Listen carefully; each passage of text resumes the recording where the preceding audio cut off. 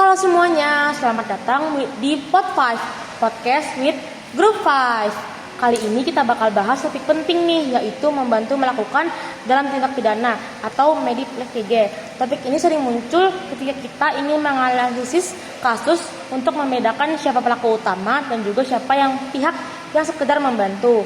Di sini sudah ada. Halo, aku Juwita Usutna Sana atau biasa dipanggil Juju. Aku Nadia Ramadhani, biasa dipanggil Nadia. Aku Naura Rahimah Fawas, biasa dipanggil Naura. Dan pada video kali ini kita akan kupas tuntas mengenai konsep dasar hukum perbandingan KUHP WVS dan KUHP baru, syarat dan penerapan dari membantu melakukan. Selamat menyaksikan. Oke, kita mulai dari konsepnya dulu nih. Sebenarnya apa sih membantu melakukan itu dalam hukum pidana? Ya, jadi gini, dalam hukum pidana itu kita mengenal beberapa keterlibatan dalam tindak pidana. Ada pelaku utama, ada turut serta, ada membantu melakukan dan juga menyuruh melakukan. Nah, pembantuan itu tidak melakukan perbuatan inti delik, tapi lebih ke mempermudah atau memfasilitasi pelaku utama. Misalnya memberi kunci, memberi info, atau meminjamkan alat, atau juga berjaga-jaga. Berarti peran yang melakukan pembantuan itu penting, tapi tidak sepenting pelaku utamanya. Ya, tepat sekali. Dalam teori hukum pidana, pembantuan itu dianggap sebagai tindakan atau pihak yang kontribusinya itu tidak terlalu menentukan, tapi tetap punya pengaruh terhadap terjadinya kejahatan. Dan harus digarisbawahi ya teman-teman, perbuatan pembantuan itu harus dilakukan dengan sengaja, atau dalam istilah hukum itu adalah dolus. Jadi si pembantu itu tahu dan menghendaki bantuannya itu dipakai untuk tindak pidana. Nah, sekarang kita masuk ke dasar hukumnya nih. Mungkin kita mulai dari KUHP lama dulu kali ya. Di dalam KUHP lama nih, Nadia tahu nggak sih di pasal berapa membantu melakukan itu diatur? Jadi dalam KUHP lama, dasar hukumnya ada di pasal 56 dan pasal 57 KUHP. Pasal 56 menyatakan bahwa yang dianggap sebagai pembantuan adalah mereka yang sengaja memberikan bantuan pada waktu kejahatan dilakukan, dan mereka yang sengaja memberikan kesempatan, sarana, atau keterangan untuk melakukan kejahatan. Jadi bantuan itu bisa berlangsung sebelum kejahatan atau pada saat kejadian berlangsung. Karena kalau bantuannya setelah kejahatan selesai, itu bukan termasuk kategori pembantuan. Oh, jadi begitu ya. Terus kalau sanksinya itu kira-kira gimana ya? Nah, jadi untuk sanksinya itu diatur dalam pasal 57. Intinya yang membantu dapat dipidana dengan pidana yang dikurangi sepertiga dari maksimum pidana pelaku utama. Oh, berarti ini yang menunjukkan bahwa pembantuan itu dianggap memiliki peran yang lebih ringan gitu ya? Iya, betul sekali. Karena logikanya, pembantu tidak melakukan perbuatan utama. Jadi tidak adil kalau ancamannya sama dengan pelaku utama. Nah, karena KUHP lama sudah dijelaskan Nadia tadi ini, sekarang kita beralih ke KUHP baru yang teman-teman. Di KUHP baru sendiri tuh di pasal berapa sih soal pembantuan ini kalau Nadia tahu? Nah, jadi di KUHP baru yang tertuang dalam Undang-Undang Nomor 1 Tahun 2023, pembantuan diatur dalam pasal 21 KUHP. Pasal 21 itu mirip dengan KUHP yang lama. Isinya mendefinisikan siapa yang membantu. Yang pertama, yang memberi bantuan pada saat tindak pidana dilakukan.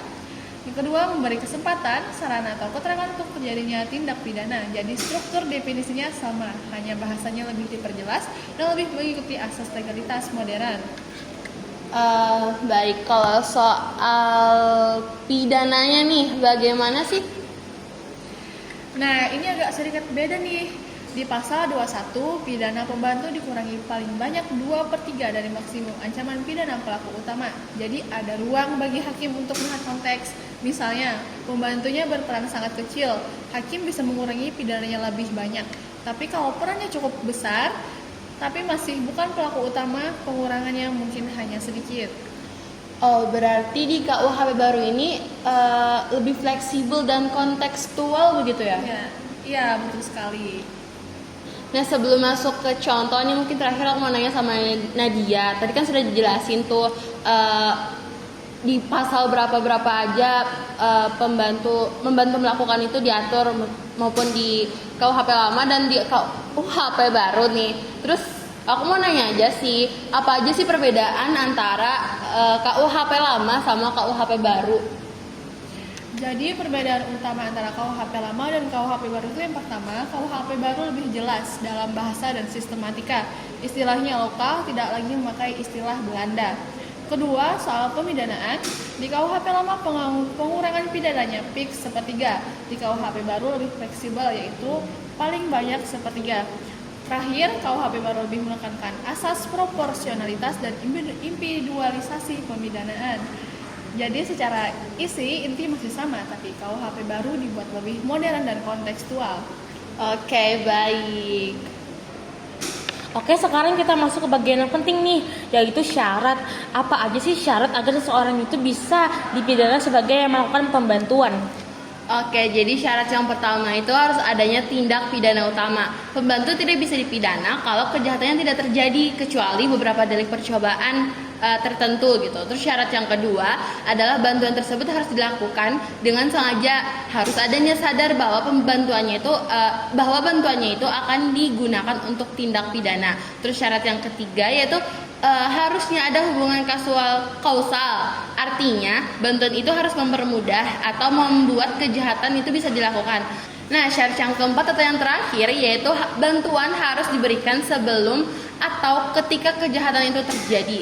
Jika bantuannya setelah selesai tindak pidana, itu bukan pembantuan, bisa termasuk ke kategori penadahan, menghilangkan barang bukti atau pidana yang lain.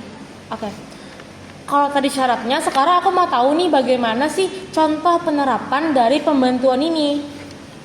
Oke, aku jadi di sini bakal ngasih beberapa contoh dari penerapan dari pembantuan ini. Yang pertama, memberi sarana. Kita ambil contoh aja nih, namanya misalnya Andi sama Bagus. Nah, Andi ini mau mencuri motor, terus Bagus meminjamkan kunci duplikatnya. Nah, karena dapat bantuan kunci dari Bagus tadi, Andi jadi bisa mencuri motor tersebut. Maka Bagus adalah pembantu karena memberi sarana. Terus yang kedua yaitu memberi kesempatan.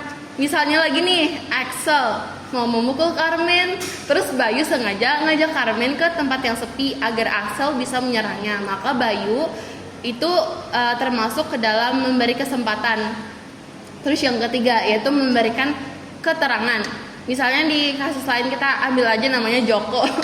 Joko bekerja di gudang dan ingin menggelapkan barang. Terus Bina memberitahu jam-jam CCTV mati. Nah, itu maka Bina itu memberi keterangan yang mempermudah kejahatan. Terus yang keempat, berjaga saat kejahatan terjadi. Nah, kita ambil lagi nih namanya Joni sama Yuta. Joni itu merampok toko, terus Yuta berjaga di luar untuk memastikan tidak ada polisi. Maka ini termasuk memberikan bantuan saat kejahatan berlangsung. Lalu contoh yang kelima atau contoh yang terakhir yaitu contoh dalam KUHP baru. Misalnya nih kita ambil namanya Ahmad sama Udin. Ahmad melakukan penipuan online, terus Udin membuat website palsu dan menyediakan rekening bank untuk menampung uang. Maka dalam KUHP baru ini dijelaskan ini termasuk ke dalam pembantu dan pidananya dikurangi paling banyak sepertiga. Ya, tadi kita sudah mendengar ya beberapa contoh dan contoh penerapan dari tindakan pembantu melakukan ya. Sebelum kita tutup, kita simpulkan dulu ya poin-poin penting dari pembahasan teman-teman tadi. Yang pertama, mediplivide atau pembantuan itu adalah bentuk keterlibatan yang mana pembantu tidak melakukan inti tindak pidana, tetapi ikut mempermudah terjadinya kejahatan. Yang kedua, baik KUHP baru maupun KUHP lama tetap mengatur pembantuan dengan struktur yang hampir sama, yaitu ada definisi, ada bentuk bantuan, dan juga ada pengurangan pidana.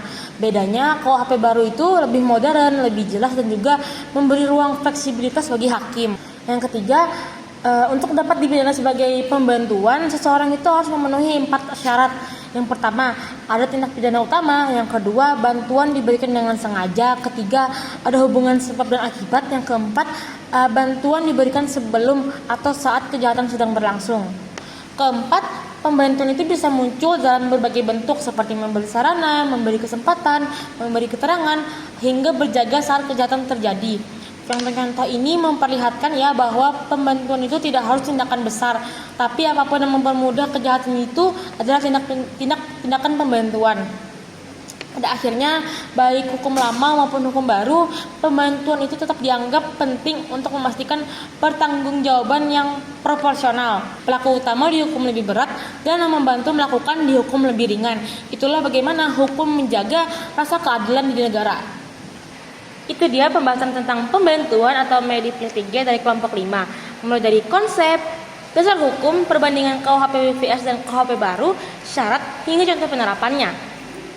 Semoga pada pembahasan kali ini membantu kalian semua yang lagi belajar hukum pidana, terutama dalam materi penyertaan. Dan jangan lupa memahami perbedaan antara pelaku dan pembantu, itu sangat penting agar penegakan hukum di Indonesia berjalan adil dan proporsional. Jika ada kesalahan mohon dimaafkan. Terima kasih sudah menonton dan mendengarkan. Semoga kita tidak ketemu di podcast berikutnya. Bye.